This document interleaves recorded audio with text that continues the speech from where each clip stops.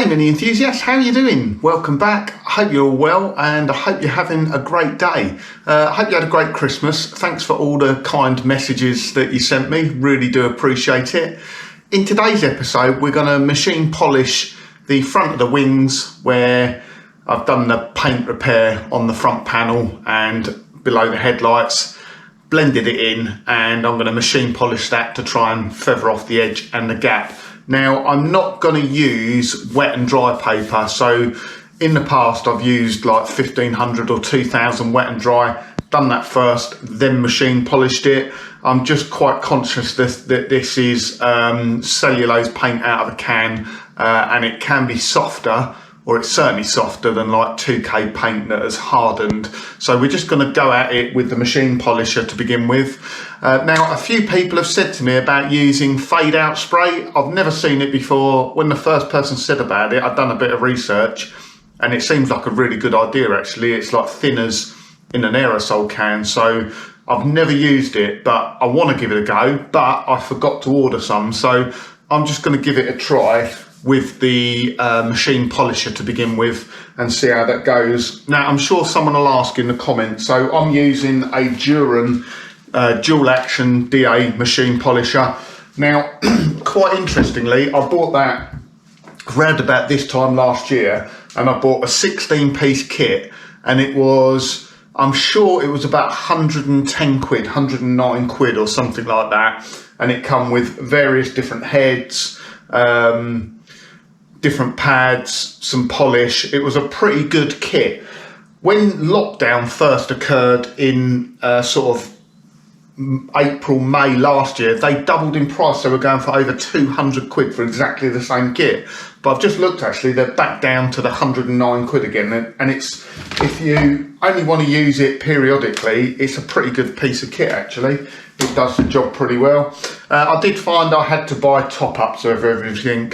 So for this, I'm going to use G3 rubbing compound, abrasive compound. The second sort of pass I use is G10 compound, which is just finer. It's meant for like metallics and dark finishes, and it just gets rid of those tiny little scratches. That actually works really, really well. I'm very impressed with G10. And then finally, just some G3 wax. Now this is a wax that brings up a good shine, but it has no silicons or anything like that. So it's very good if you're working in a body shop or something like that, because it won't upset any of the paint. But yeah, that just gives it a final sort of gloss up. But I don't think that offers, it said premium liquid protection. I think the sort of waxes, like Maguire's waxes, are better, certainly better, I think, than that for long lasting shine. But importantly, this doesn't have any silicons in it, so it won't mess up any other spray work you've got to do. Aside from that, so today we're going to do that. I thought I'd just say, oh, for Christmas, look at this. So this is my old Chloe, my French speaker. Someone did put in the comments about how to change the languages on that. I've never sussed it out. It doesn't seem to work. I think they said press and hold the minus button, then press the play button to cycle through, but it doesn't seem to work. It will remain French forevermore, but I'm going to replace it now, or it will be a temporary backup. So I've got one of these nice JBL, I'm not sure which one it is, but it was an Extreme 2. That kicks out some bass. It sounds really good. Probably going to get some complaints from neighbours when I'm out here partying in the workshop at 11 o'clock at night or later. So yeah, enjoy today's video and catch you again soon. Right, so this is a bit we've got to be quite brave about. So I sprayed this front end and I've feathered in this edge here, but we've got a clear line where the paint laps over. In theory, there should be a good inch and a half of paint there before we get to the primer underneath. So my plan is to machine polish it. So we've got a machine polisher. It's a dual action polisher, so it oscillates as well as rotates. It's got a medium grade pad in there at the moment. We're going to be using Ferrecla G3 rubbing compound, and we're just going to wet it down. The first thing we're going to do I'm going to tape off this pinstripe here because that's the original pinstripe, and I'm sure if I hit that with the polisher it will probably take that pinstripe off. So I'm just going to put some PVC tape over it and let's see how we get on. I'm quite nervous about doing this. I could wreck it, but if I do, I've not lost much, to be honest. It's just time, bit of money on paint, but yes, give it a go.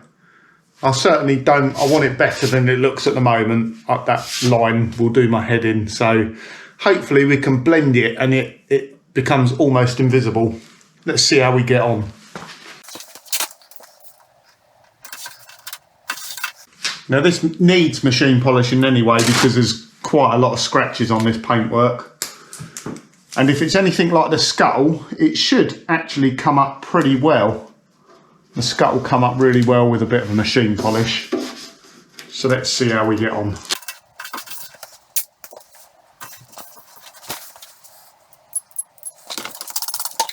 We're just going to dampen the polishing pad down just because it's very dry.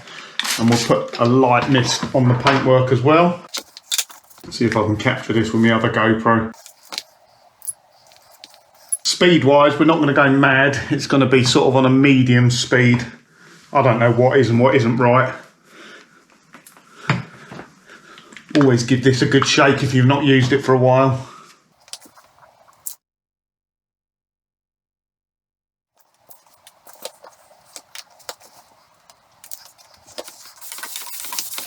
Can get a bit messy if you've used too much water.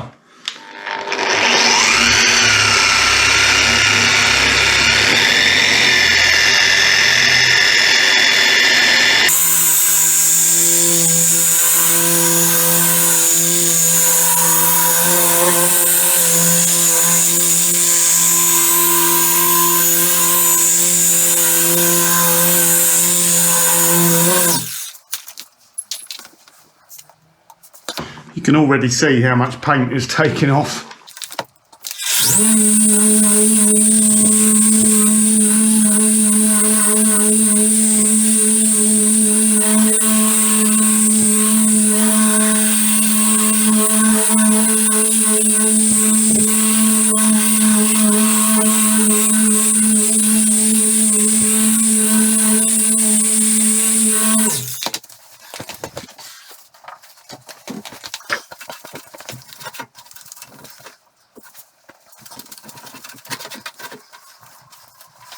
As a first pass, I'm pretty pleased with that. It's looking good.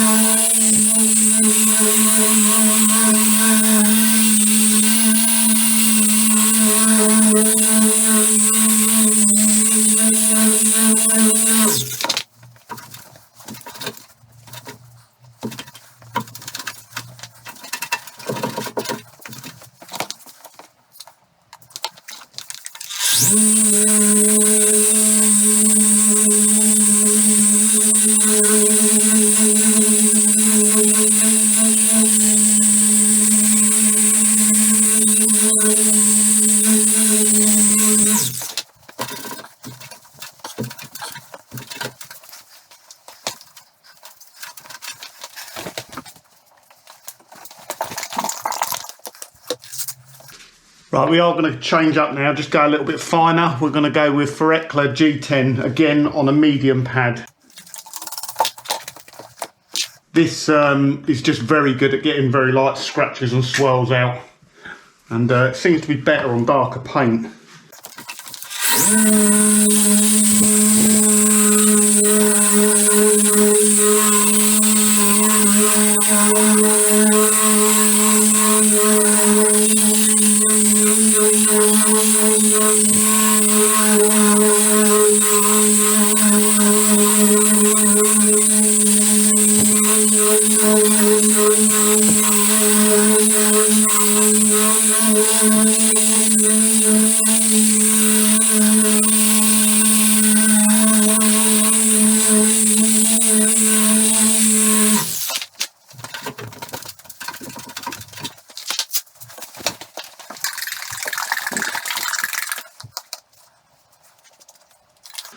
Last pass, we are just going to go on over with some G3 wax. This doesn't cut, this just shines and protects.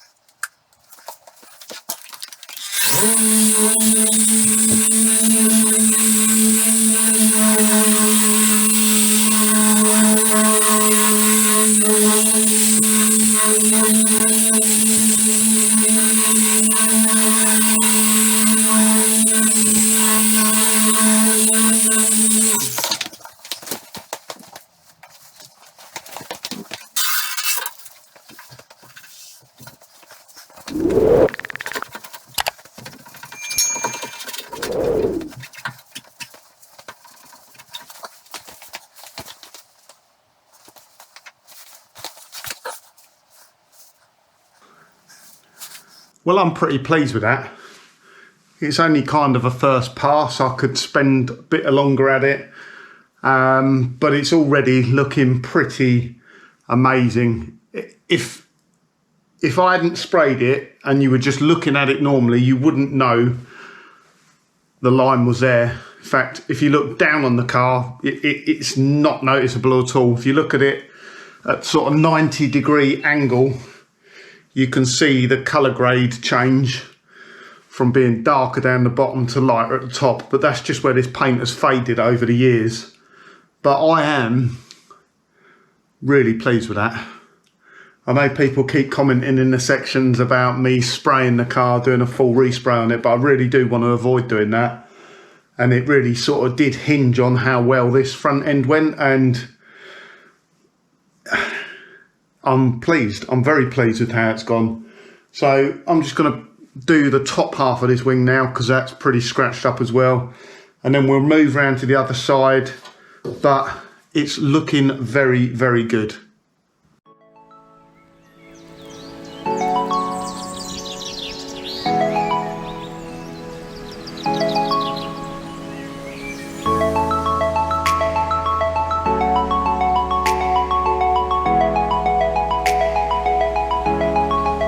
Can you see the line? I guess you can. If you get it bang on 90 degrees there, you can. But as soon as you're looking slightly down on it, it's pretty much invisible.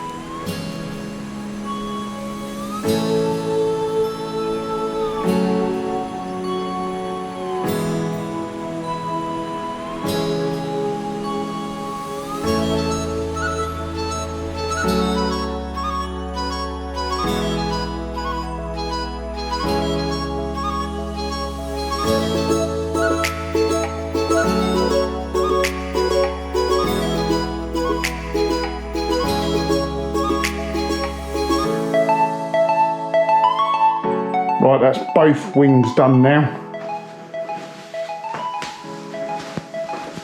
Machine polished both of them. Both looking really good. But I will be honest, I'm sure it's gonna probably look better on the video than it is in real life. So if I get the lighting right, it can be quite visible. And in fact, if you get like directly on it, it sticks out like a sore thumb. But I didn't expect it to be perfect. It's as good a job as I expected, to be honest. It come out, I didn't really expect it to come out much better. The paint got a bit thin there. And it's one of those things, in the garage, it looks absolutely fine. Apart from maybe when I get it in certain lights. I think I'm just gonna have to get it outside on a sunny day and see what it looks like. But for the moment, I'm pretty happy with it.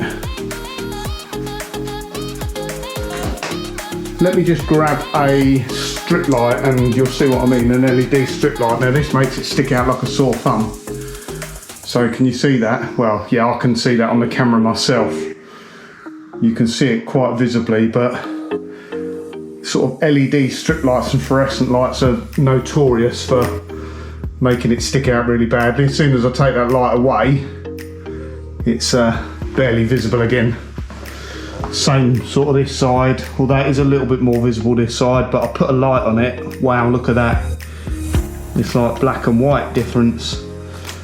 So I don't know what that's going to be like out in sunlight.